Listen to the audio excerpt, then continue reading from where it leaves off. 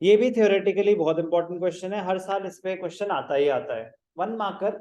But किसी भी factor पे, किसी भी ऐसा नहीं आएगा direct question what are the factors affecting goodwill, no, how does favourable location affect goodwill, how does favourable contracts affect goodwill, किसी भी एक क्वेश्चन पे आ सकता है। तो आपको सारे ढंग से पता होना चाहिए, याद नहीं करने, समझने हैं, बहुत बेसिक चीजें हैं।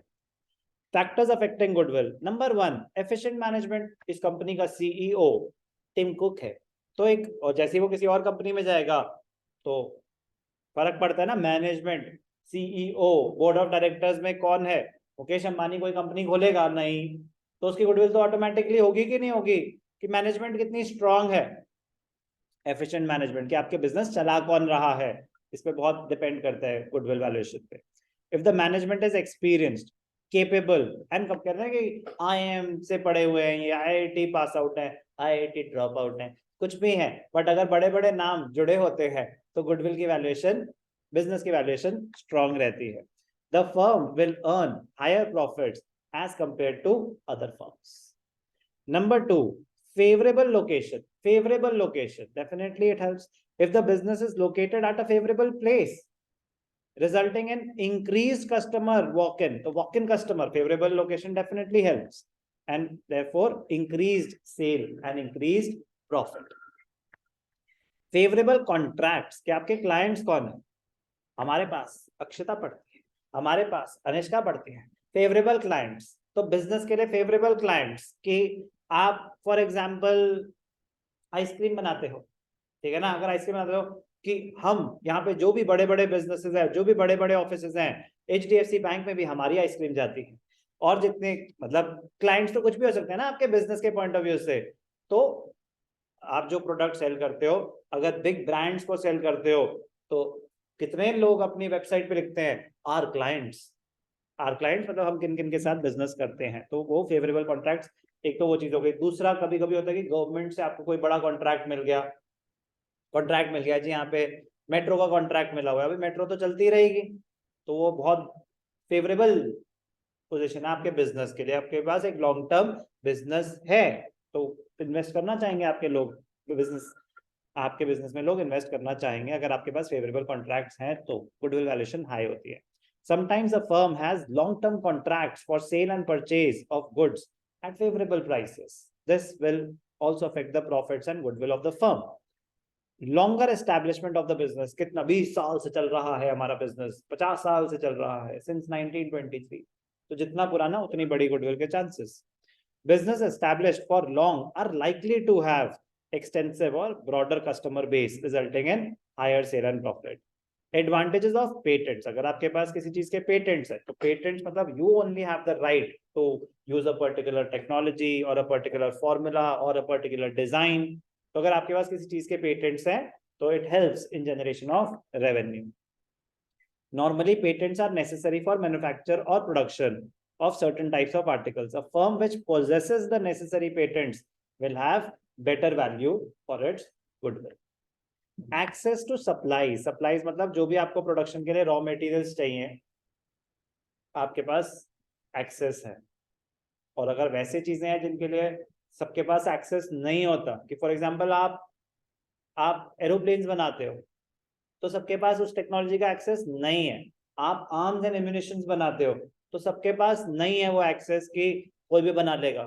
तो अगर कोई ऐसी चीज बना रहे हो और उसका एक्सेस है आपके पास, मोनोपोली है, एडवांटेज पे हो, गुडविल वैल्यूएशन हाई होगी।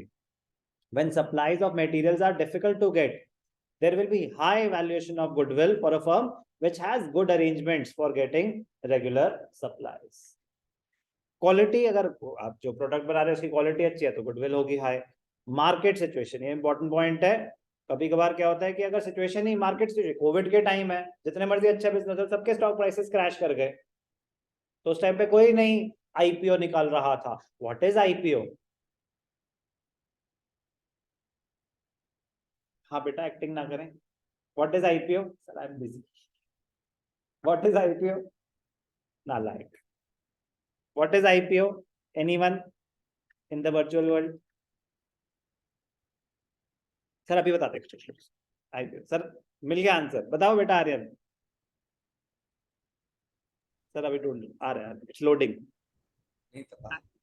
IPO, initial public offer, initial public offering जब किसी कंपनी को पैसे रेज करने होते हैं पब्लिक से शेयर्स इशू करके, तो वो आईपीओ निकालती है। पेटीएम ने निकाला था आईपीओ, जोमेटो ने निकाला था आईपीओ। तो जब फेवर, अभी जैसे कि अभी सिचुएशन फेवरेबल नहीं है, तो कुछ कंपनीज अभी होल्ड पे रखे हुए हैं कि अभी हम आईपीओ नहीं निकालेंगे, थोड़ा रुक के निकालेंगे। तो मार्केट सिचुएशन अगर बूम है, बूम की ग्रोथ ही ग्रोथ है, तो फिर उस टाइम पे सबकी वैल्यूएशन हाई होती है। रिसेशन है, कोविड टाइम्स में सबकी वैल्यूएशन लो, तो उस साल में किसी ने हिम्मत नहीं हुई कि हम आईपीओ निकालें। ओके, आपने क्या पेटीएम में पैसे लगाए थे बेटा, आप इतना हंस रहे हो? पेटीएम ने जब आईपीओ निकाला था, तो किसी को आइडिया है कितने का उन्होंने शेयर लिस्ट करा था? एनीवन पता है आपको? लगता है पैसे बेचारे के डूबे हैं उसमें। Very good.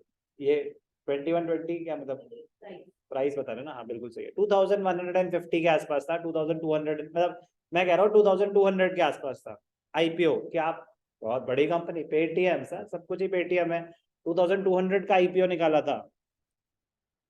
आज की रेट में वो है 700 रुपए, 600 रुपए, ऐसे ही कुछ है। 2200 रुपए का था एक 1.5 साल पहले, आज की रेट में है 600-700 रुपए का। तो शेयर्स में कभी ऐसा भी होता है, कभी वैसा भी होता है।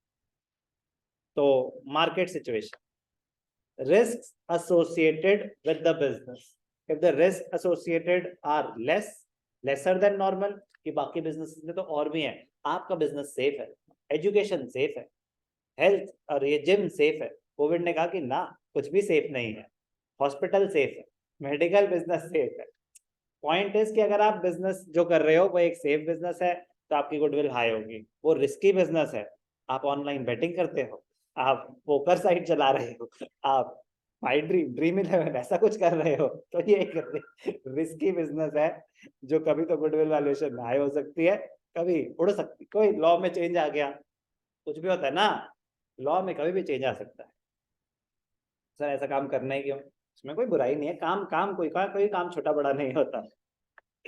Nature of business, if the business of a firm is of the nature where products dealt in are in high demand, although not short in supply, the profit will be, जिस चीज में आप डील करते हो उस product की demand high है, चाहे सप्लाई शॉर्ट है कि नहीं है, बट डिमांड है, अनलिमिटेड डिमांड है, तो गुडविल हाई होगी।